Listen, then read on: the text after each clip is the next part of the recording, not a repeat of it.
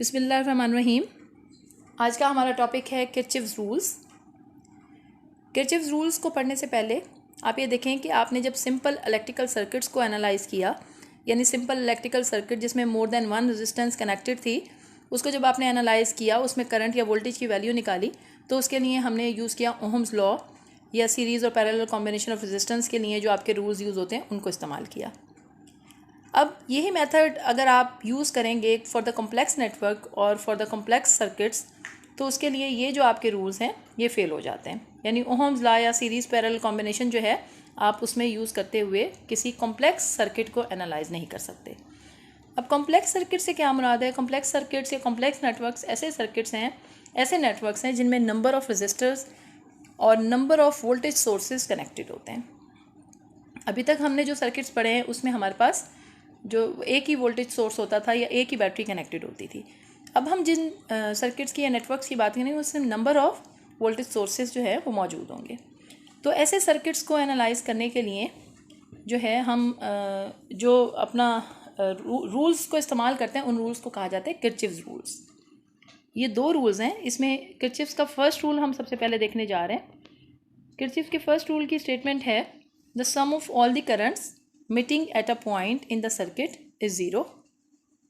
यानी अगर आप किसी सर्किट में किसी एक पॉइंट को कंसीडर करें और उसके ऊपर से गुजरने वाला जो करंट है, जितना भी करंट उस पर उसकी तरफ वो मूव कर रहा है या उसे अवे मूव कर रहा है, उस तमाम करंट को अगर आप ले लें और उसको सम कर लें तो आप देखेंगे कि उसका सम जो है वो इज़ इक्वल टू ज़ीरो होता है। और इसकी मैथमेटिकल फॉर्म अगर आप लिखना चाहें तो वो है summation of I is equal to zero. यानी टोटल करंट यानी सम ऑफ द करंट जो है वो ज़ीरो के बराबर है according to Kirchhoff's first rule. इसमें अगर हम कन्वेंशन देखें या रूल देखें कि हमने क्या रूल अडॉप्ट करने हैं, it is a convention that a current flowing towards a point is taken as positive and that flowing away from a point is taken as negative. जब हम एक पॉइंट की बात करते हैं किसी सर्किट में, तो उसमें हम देखते हैं कि करंट अगर तो उस पॉइंट की तरफ मूव कर रहा है, टूवर्ड्स अ पॉइंट है, तो हम उसको पॉजिटिव ले लेते हैं। इसी तरह अगर करंट फ्लो कर रहा है अवे फ्रॉम अ पॉइंट, यानी उससे अपोजिट डायरेक्शन में मूव कर रहा है, तो हम उस करंट को नेगेटिव ले लेते हैं। अब आप ये एक फिगर देख सकते हैं, फिगर नंबर 13.20। इसमें आपको एक पॉइंट ए दिखाया गया है और इस पर 4 करंट्स दिखाए गए हैं, I1, I2, I3 and I4। तमाम करंट्स जो हैं इससे रेजिस्टेंस के थ्रू जो है वो मूव कर रहे हैं या फ्लो कर रहे हैं। तो इसमें सिचुएशन में आप देखेंगे कि I1 और I2 ऐसे करंट्स हैं जो टूवर्ड्स पॉइंट ए मूव कर रहे हैं, तो हम इन करंट्स को जो है पॉजिटिव लेंगे अकॉर्डिंग टू कन्वेंशन। इसी तरह जो I3 और I4 करंट्स हैं ये अवे मूव कर रहे हैं फ्रॉम द पॉइंट ए, तो हम इन करंट्स को नेगेटिव लेंगे।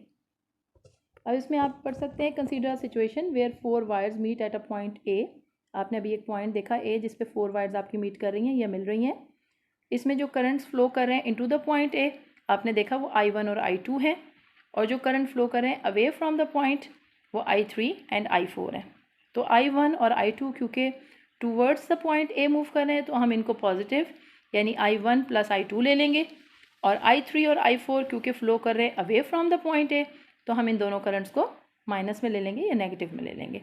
तो आप फिर किरचॉफ्स का रूल यूज़ करते हुए जब समीशन लेंगे करंट का, तो आप लिख सकते हैं I1 प्लस I2 प्लस, अब क्योंकि I3 वो करंट है जो away from the point A है, तो हम इसको माइनस I3 लेंगे।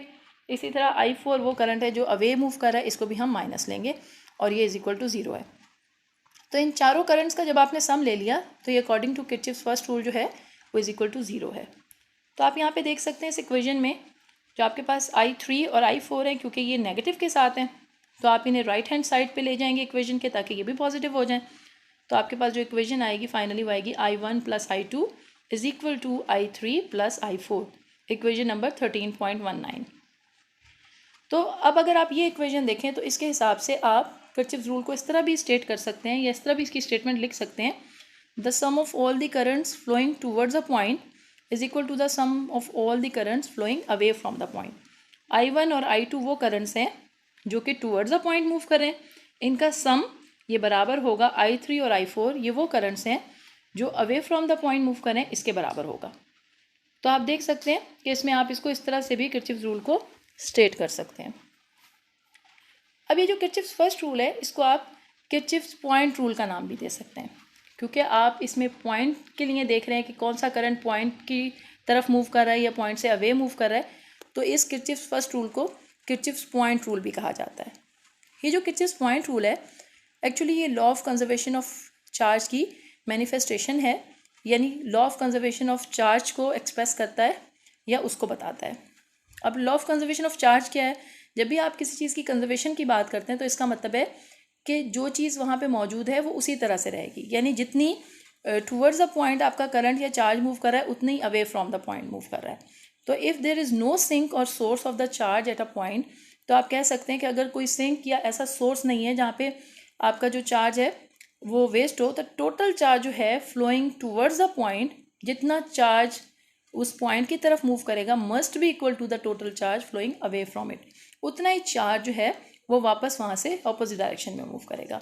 तो इसी तरह से ये जो लॉ है इसको आप कह सकते हैं कि ये law of conservation of charge है या मैनिफेस्टेशन है law of conservation of charge की।